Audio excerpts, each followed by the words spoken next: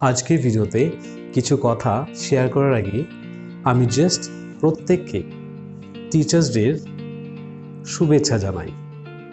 আমরা সবাই জানি যে আজকের দিনটা 5 সেপ্টেম্বর, তাই না? আচ্ছা, কেন এই দিনটা বিখ্যাত সেটা আমরা আশা করি সেটাও সবাই জানি। এই দিনটা স্পেশালি খুবই auspicious day between teachers and students, তাই না? কারণ আজকের দিনে 5 সেপ্টেম্বর ইন 1888 আমাদের সেই বিখ্যাত সেই ডক্টর সর্বপল্লী রাধাকৃষ্ণন জন্মগ্রহণ করেছিল, তাই না? আর তারই বার্থডেকে আমরা কিন্তু টিচার্স ডে হিসেবে আমাদের দেশে সেলিব্রেট করি। যদিও ইন্টারন্যাশনাল টিচার্স ডে সেলিব্রেট করা হয় 5th অক্টোবর, মানে next month. Different countries celebrate this Teachers' Day in different times. তো আমাদের ভারতবর্ষে আমরা সর্বপল্লী রাধাকৃষ্ণনের জন্মদিনকেই 5 সেপ্টেম্বরে টিচার্স হিসেবে সেলিব্রেট করি। আর দিনটা খুবই special between teachers and students. তোমাকেও আমি টিচার্স ডের একটা শুভেচ্ছা জানাচ্ছি। ভিডিওটা যেই দেখছো না কেন তাকেও আমি হ্যাপি টিচার্স ডে বলে শুভেচ্ছা জানাতে চাই। কারণ কোথাও না কোথাও, কখনো না কখনো তুমিও কাউকে না কাউকে কিছু শিখিয়েছো জীবনে। যাই হোক, বেশি কথা না বাড়িয়ে আমি আমার কিছু নিজস্ব ভিউজ টিচার্স ডে সম্পর্কে শেয়ার করতে চাই। This is a very beautiful bonding between teacher and students. তো প্রত্যেকটা টিচারকে ঠিক যেমন দ্রোণাচার্যের মতো হতে হয়, কারণ teachers take the greatest responsibilities to build the nation, right? শিক্ষকেরা কিন্তু ছোট্ট চিলড্রেনদেরকে পড়াশোনা দিয়ে ভালো জীবনে শিক্ষাদান করে, জীবনে উন্নতি দিয়ে, নলেজ এবং শিক্ষা দিয়ে তাদেরকে জীবনে এগিয়ে যেতে এবং জ্ঞানের অধিকারী হতে সাহায্য করে।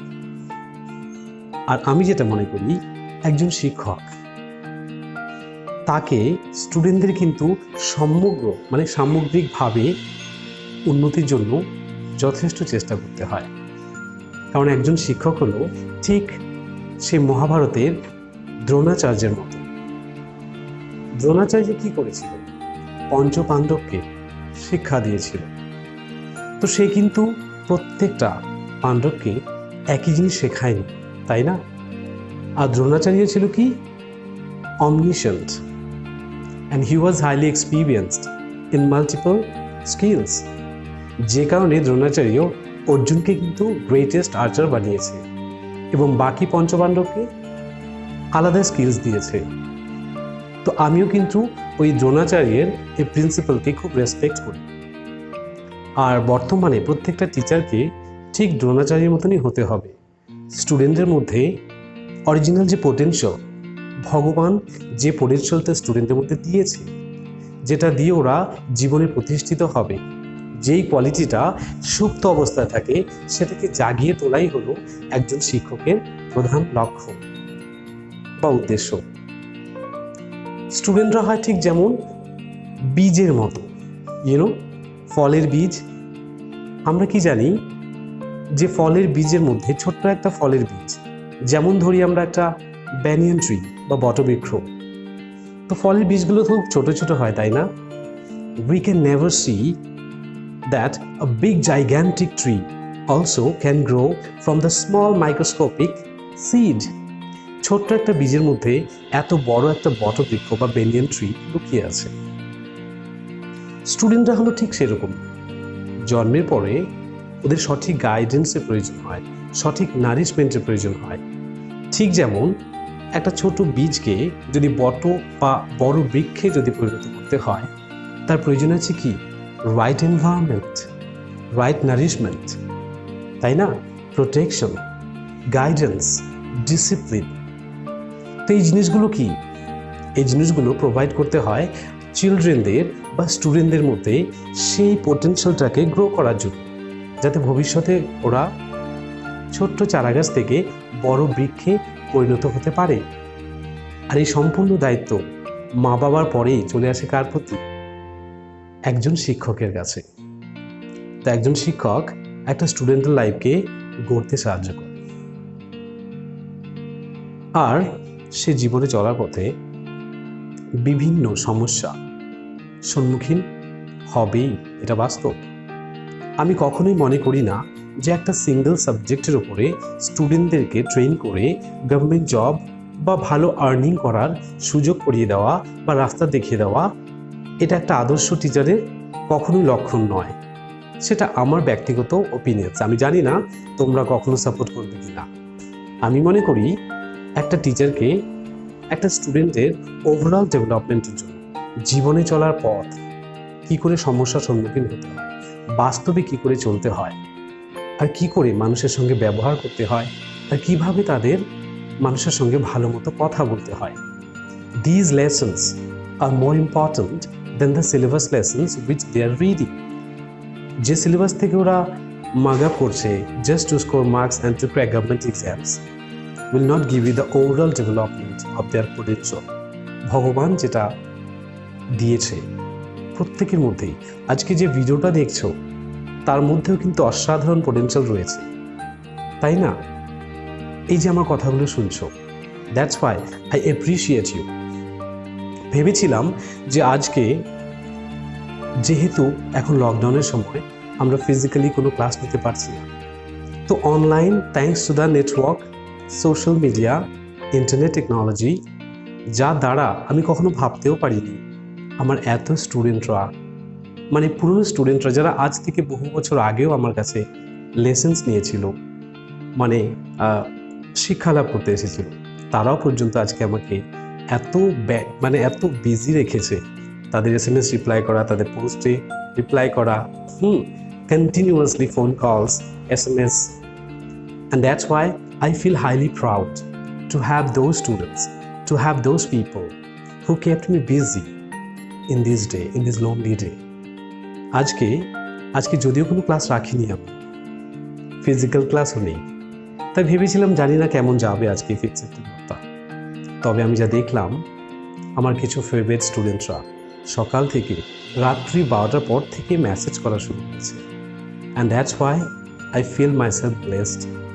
আর সত্যি তারা আমার জীবনের সঙ্গেই কানেক্টেড রয়েছে, আর এর জন্য আমি খুবই গর্বিত আর প্রাউড ফিল করি। আর সবসময় চাইবো যে স্টুডেন্টরা আমার কাছ থেকে আগে পড়ে গেছো, ঠিক আছে, তাদের পাশে আগেও ছিলাম, এখনও আছি, আর সবসময় থাকবো। একজন শিক্ষকের ভূমিকা ঠিক যেমন একটা ক্যান্ডেল লাইটের মতো।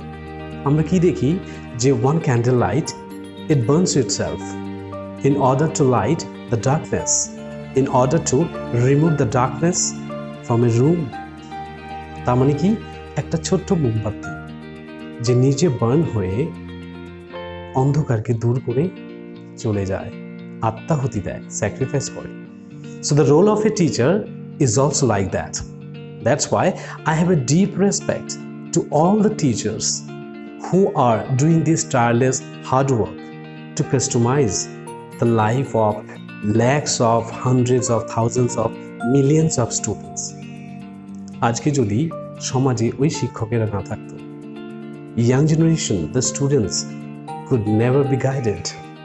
ওদেরকে কখনোই আমরা গাইড করতে পারতাম না।